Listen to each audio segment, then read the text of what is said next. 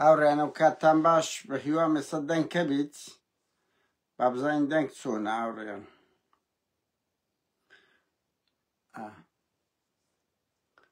ئێستا ئەگە دەنگ کەبوو دەست بە هەندە قسە و باز دەکەین.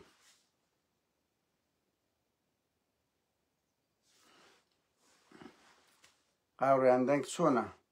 ئەگە یەک ئیشارەتم پێ بدە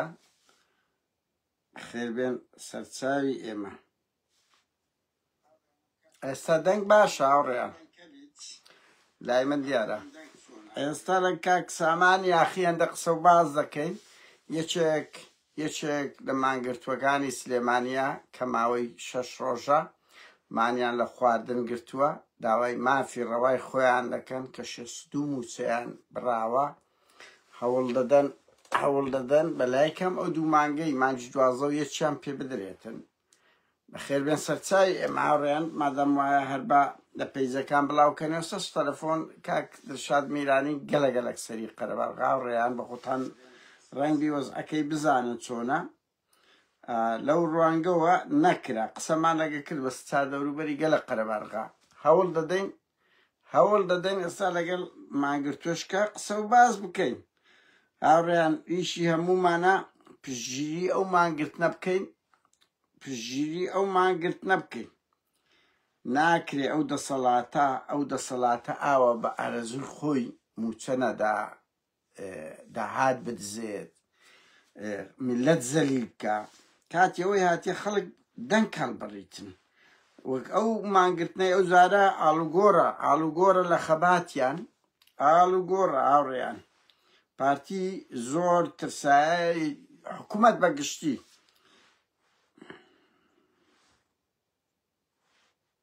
ئێستا هاوڕێیان باز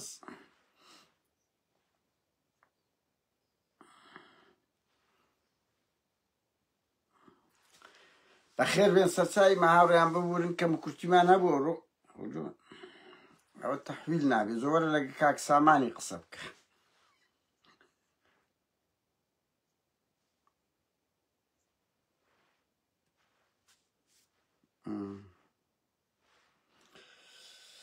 سەرچاوی مە هاوڕێیان هەندێک خەڵکیان زۆر ڕەخنە دەگرن. یەک ئەو ئیرادەی مامۆسایانی هەولێرە ئیرادەی کە بە تەمابن خۆپیشاندانکەن، یعنی لەگەر ئەو پەڕ ڕێزم لەپەر ئەو پەڕی ئەو مامۆسایانی بەغیرەتن هەوڵیاندایە جێگای ڕێزە هاوڕێیان ئێمە دەبی هانیان بدەین. پارتی ئەو دێوزمەی جاران نەمایە بکە خەڵکی بە لێشاو تیرۆر دەکرد دەخستە زیندان کەس نەدەوێرە قسە بکە. نا بە پێچەوانەوە ئێستا پارتی وەزعی شڕە. میدیا بەداخەوە زۆر جار میدیای کوردی ڕیکلام لەو پاراستن و پارتی دەکاتن. وا دەیکات کاکە وەختی خۆی بە لێشاو خەڵکی دەخستە ژۆرێت دەیان سەر عەشیرەتی کوشکە ئێستا شەقلەیەکێک دەدە دنیا خرا دەبیتن بە قوربان دنیا خرا دەبیتن. با تەلەفۆن و کاک سامان بکەین بزانین هەڵدەگریت. کاک سامان قەڵازێ ئێستا یەکێک لە مانگرتووەکانە وەخت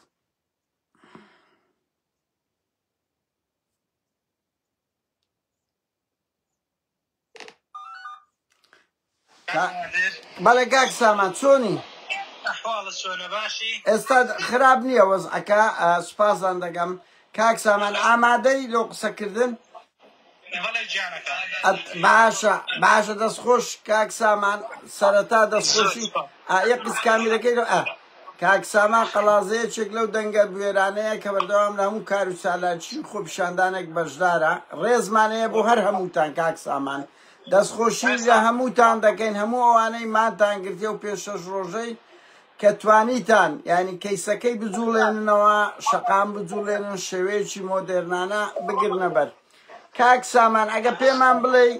هۆکاری چی بوو ئەو جارەی خەباتتان گۆڕی و هاتمانتان گرت؟ ڕاستی ئێمە کاک نادر سوپاسی ئێوە دەکەم، سوپاس بۆ هەڵوێستی تۆ کە هەمیشە لە پشتی خەڵکی ناڕازی و لە پشتی چالاکوانان بووی. بۆیە ئێمە وەکو کۆمەڵێک چالاکوان و کۆمەڵێک مامۆستای ناڕازی و موچەخۆر بڕیارمان داوە. ئەم جارە دوایی فشاری مەدەنیە بەرامبەر ئەم دەسەڵاتە بەکارمان هێناوە ئەمڕۆ بۆ ماوەی 6 ڕۆژەمانمان لە خواردن و خواردنەوە گرتووە هەرچەند هێندی وەکو خۆم من ئاو قاوەی تاڵشمان بۆ هەیە بەس وەکو خۆم هیچشم نەخواردوە هەندێک لە هاوڕێیان باری تەندروستیان تێک چووە ئامادە نەبوون تەنانەت ئاویش بخۆنەوە بۆیە ئێمە بڕیارمانەوە لە بەردەم یوێن بۆیە لە بەردەم یوێنش ئەومان کردووە مانمان گرتووە لەبەرەوەی داوامان لەو حکوومەتەی نییە چونکە تاقیمان کردوێتەوە گوێ ناگرێت ئێمە داواکاری لە کۆمەلگای نێودەوڵەتی داواکارین لە دەرەوە کە فشارێکیان لێ بکرێت بۆ جێبەجێکردنی بڕیارەکانی دادگای فیدراڵی بۆ جێبەجێکردنی یاسا بەڵێ کاک سامان بەڵێ سەرەوە یان جێبەجێکردنی بڕیارەکانی دادگای فیدراڵی لە تەڵتینکردنی موچەکانمان بەرزکردنەوەی کلەکانمان گێڕانەوەی موچە پاشەکانمان بەڵێ یعنی داخوازین گۆت جێبەجێکردنی بڕیاری دادگای فیدرالیە کە موچەتان لە بەغدا بە تەوتینەوە بدرێتن کاردانەوەی حکوومەتی عێراق چ بووە ئەوەندە یاگادار بن کاک سامان یعنی جگەلەوەی لە میدیا باس کراوە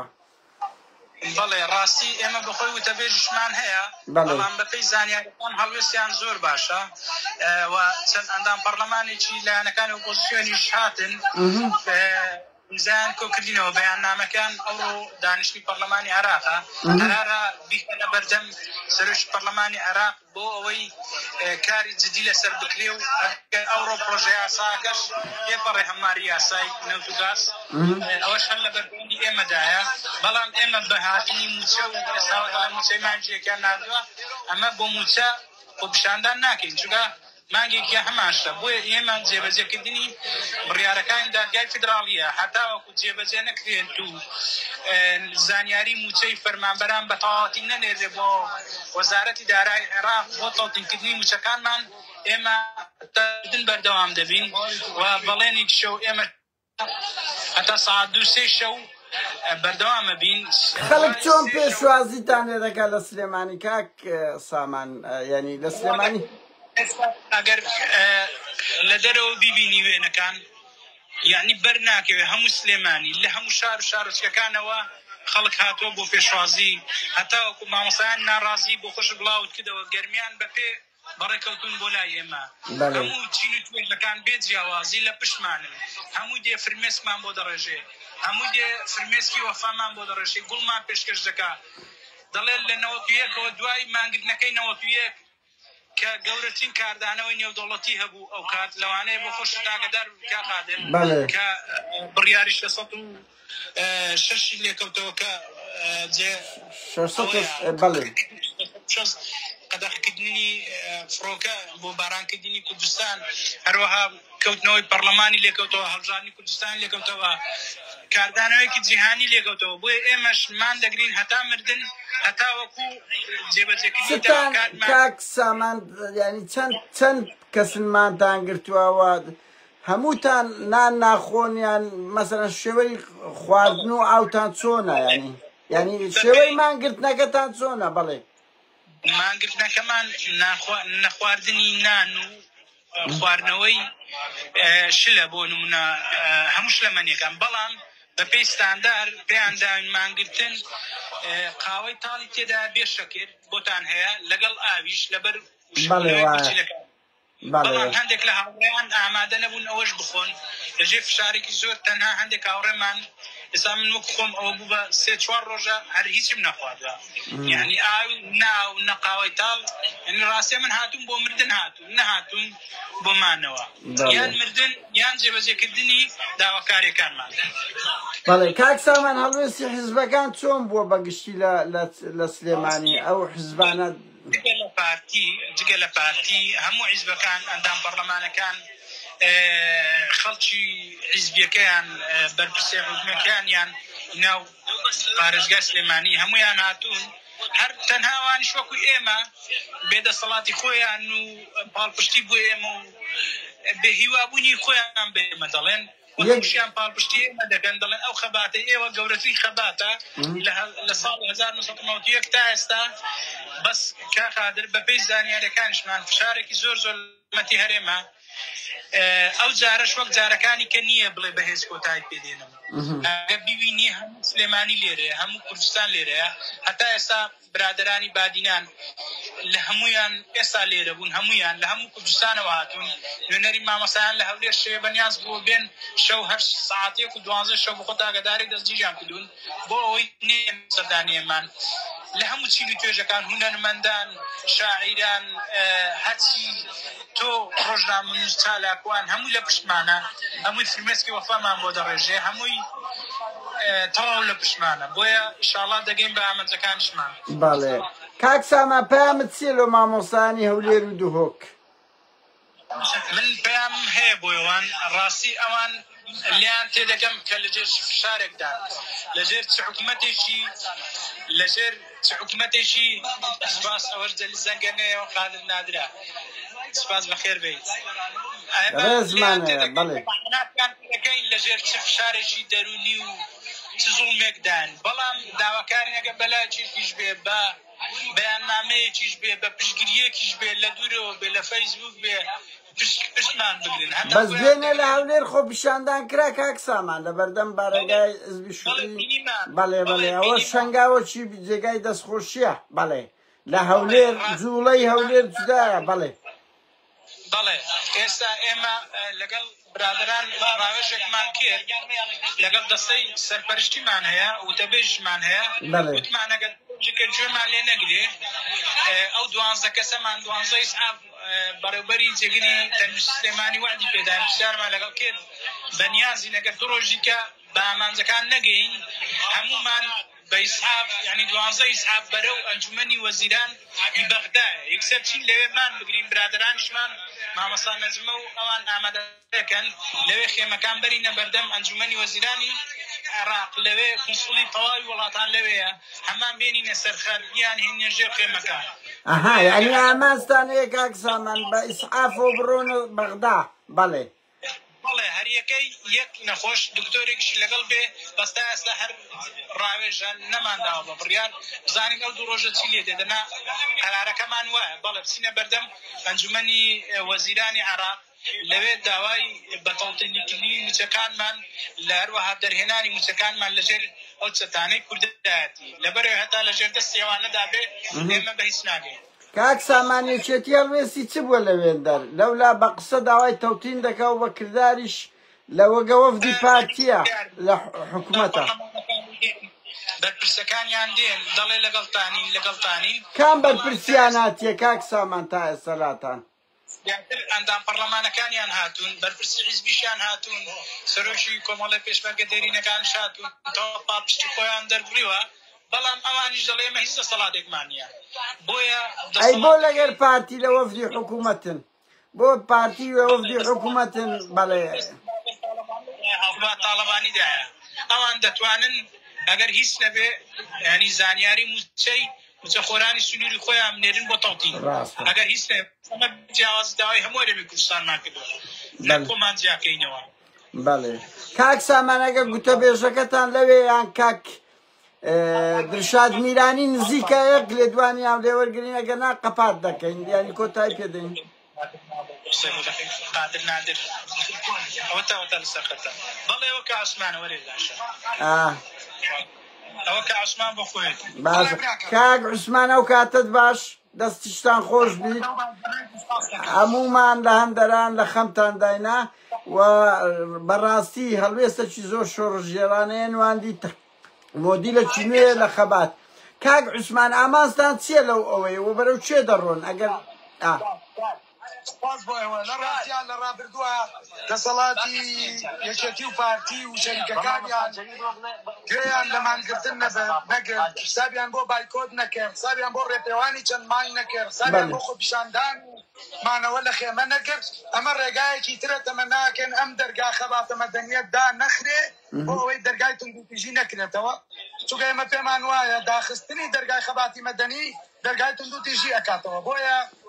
ئامانجەکە ڕوونە خۆشبەختانە ئیرادەی هاوڕێیانمان زۆر زۆر بەرزە ڕاستە دۆخی تەندروستیان بەرەو خراپی ئەچێ بەڵام ئیرادەیان زۆر لەوە بەرزترە کە خەڵک ئەزانێ و بەردەوامین لەسەری و ئەم ڕێگە درێژە پێدەین. کاک عوسمان ینی داخوازیەکانتان چییە هەتا چێ ڕناوەستن یعنی خوازیەکە یەکەم خەڵکە لە یادەشتەکە هەیە بەڕاستی پاراستنی شکۆی مرۆڤە ڕێزی مرۆڤە چونکە دوجار بەڕاست ئەم دەسەڵاتە لە چەند ساڵی ڕابردووە کاری لەسەر شکاندنی شکۆی تاکی کورد کردووە شکۆی پاراستنی شکۆی مرۆڤ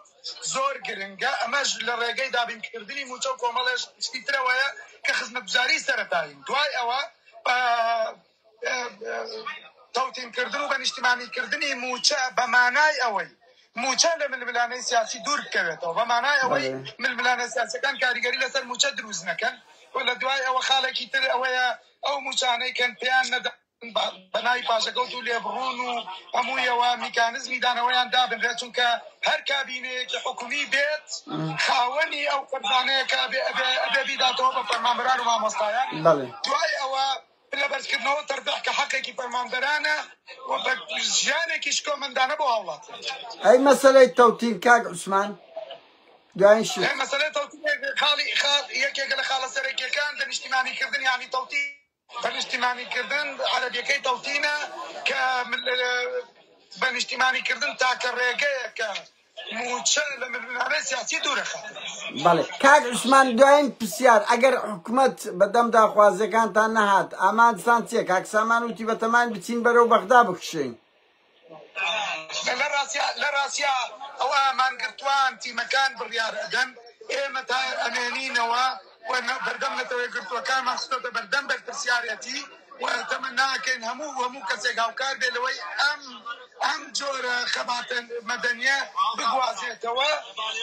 ئەوە داهاتوو ئەزانێ بەڵام تا ئێستا لێرەی هەر کەسێکیش دەبێ لێرە ئەیبینین و